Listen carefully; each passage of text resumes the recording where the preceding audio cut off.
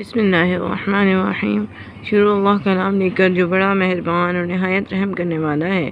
اجازت دے دی گئی ان لوگوں کو جن کے خلاف جنگ کی جا رہی ہے، اس لیے کہ وہ مظلوم ہیں، اور اللہ ان کی مدد کرنے پر قادر ہے۔ جن کو ناحق ان کے گھروں سے نکال دیا گیا صرف اس لیے کہ وہ کہتے تھے کہ ہمارا رب اللہ ہے۔ اگر اللہ لوگوں کو ایک دوسرے کے ذریعے دفع نہ کرتا تو خانقاہیں اور گرجے اور معبد اور مسجدیں جن میں کثرت سے اللہ کا نام لیا جاتا ہے سب مسمار کر دی جائیں۔ اللہ ضرور ان لوگوں کی مدد کرے گا جو اس کی مدد کریں گے، بے شک اللہ بڑا طاقتور اور زبردست ہے۔ یہ وہ لوگ ہیں جنہیں اگر ہم زمین میں اقتدار دیں تو نماز قائم کریں، زکوٰۃ ادا کریں، نیکی کا حکم دیں اور برائی سے روکیں، اور تمام معاملات کا انجام کار اللہ ہی کے لیے ہے۔ اے نبی خاتم النبیین صلی اللہ علیہ وآلہ وسلم، اگر یہ تمہیں جھٹلاتے ہیں تو ان سے پہلے قوم نوح اور عاد اور ثمود اور قوم ابراہیم اور قوم لوط اور اہل مدین بھی جھٹلا چکے ہیں، اور موسیٰ بھی جھٹلائے گئے۔ ان سب منکرین کو پہلے میں نے مہلت دی، پھر ان کو پکڑ لیا تو دیکھو کیسی تھی میری سزا۔ کتنی ہی بستیاں ہیں جن کو ہم نے تباہ کیا جبکہ وہ ظالم تھیں، آج وہ اپنی چھتوں پر گری پڑی ہیں، کنویں بیکار اور اونچے محل کھنڈر۔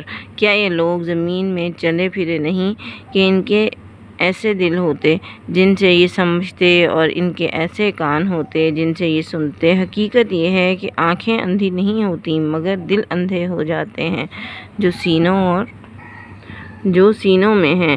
یہ لوگ تم سے عذاب کے لیے جلدی کر رہے ہیں، اللہ ہرگز اپنے وعدے کے خلاف نہ کرے گا، مگر تیرے رب کے ہاں کا ایک دن اس 1000 سال کی مانند ہوتا ہے جسے تم شمار کرتے ہو۔ کتنی ہی بستیاں ہیں جو ظالم تھی، میں نے ان کو پہلے مہلت دی، پھر ان کو پکڑ لیا، اور سب کو میری طرف ہی واپس آنا ہے۔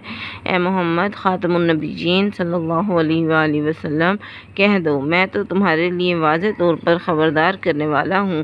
پھر جو لوگ ایمان لائیں گے اور نیک عمل کریں گے ان کے لیے مغفرت ہے اور عمدہ رزق ہے، اور جو لوگ ہماری آیات کو نیچا دکھانے کے لیے کوشش کریں گے وہ دوزخ کے ساتھی ہیں۔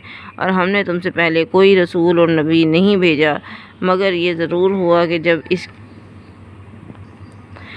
اس نے تمنا کی شیطان نے اس کی تمنا میں خلل ڈال دیا۔ اس طرح جو کچھ بھی شیطان خلل ڈالتا ہے اللہ اس کو مٹا دیتا ہے اور پھر اپنی آیات کو پختہ کر دیتا ہے، اور اللہ علیم اور حکیم ہے تاکہ وہ اس خرابی کو جو شیطان ڈالتا ہے ان لوگوں کے لیے فتنہ بنا دے جن کے دلوں میں نفاق کی بیماری ہے اور جن کے دل سخت ہو چکے ہیں۔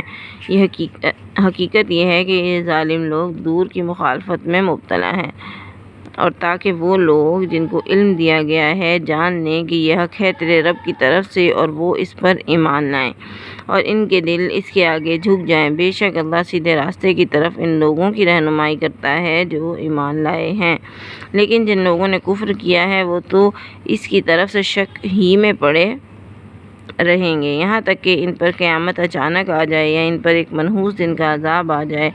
بادشاہی اس دن اللہ کی ہوگی اور وہ اس کے درمیان فیصلہ کرے گا۔ جو ایمان لائے ہوں گے اور جنہوں نے نیک عمل کیے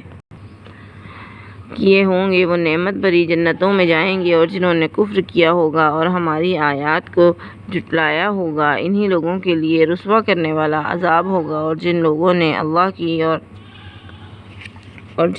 اللہ کی راہ میں ہجرت کی پھر قتل کر دیے گئے یا مر گئے، اللہ ان کو اچھا رزق دے گا، اور بے شک اللہ ہی بہترین رازق ہے۔ وہ انہیں ایسی جگہ داخل کرے گا جس سے وہ پسند کریں گے، بے شک اللہ علیم اور حلیم ہے۔ یہ تو ہے ان کا حال جو کوئی بدلہ دے ویسا ہی جیسا کہ اسے ایذا دی گئی، اور پھر اس پر زیادتی کی جائے تو اللہ اس کی ضرور مدد کرے گا۔ اللہ معاف کرنے والا اور درگزر کرنے والا ہے۔ یہ اس لیے کہ اللہ ہی رات کو دن میں داخل کرتا ہے اور دن کو رات میں، اور اللہ سننے والا دیکھنے والا ہے۔ یہ اس لیے کہ اللہ ہی حق ہے اور وہ سب جن کو یہ اللہ کے سوا پکارتے ہیں باطل ہیں، اور اللہ ہی بلند و بالا اور بزرگ ہے۔ کیا تم نے دیکھا نہیں کہ اللہ آسمان سے پانی نازل کرتا ہے اور پھر زمین اس کی وجہ سے سرسبز ہو جاتی ہے۔ بے شک اللہ ہی لطیف و خبیر ہے۔ اسی کا ہے جو کچھ آسمانوں میں ہے اور جو کچھ زمین میں ہے۔ بے شک وہ بے نیاز ہے، سراپائے حمد ہے۔ کیا تم نے دیکھا نہیں؟ اللہ نے تمہارے لیے مسخر کر دیا جو زمین میں ہے اور کشتیاں بھی جو اس کے حکم سے سمندر میں چلتی ہیں۔ وہ آسمان کو تھامے ہوئے ہیں کہ کہیں زمین پر نہ گر پڑے مگر اس کے حکم سے۔ بے شک اللہ لوگوں پر شفیق اور مہربان ہے۔ وہی ہے جس نے تمہیں زندگی دی ہے، پھر وہی تمہیں موت دیتا ہے اور وہی پھر تمہیں زندہ کرے گا۔ بے شک انسان بڑا ہی منکر حق ہے۔ ہر امت کے لیے ہم نے عبادت کا طریقہ مقرر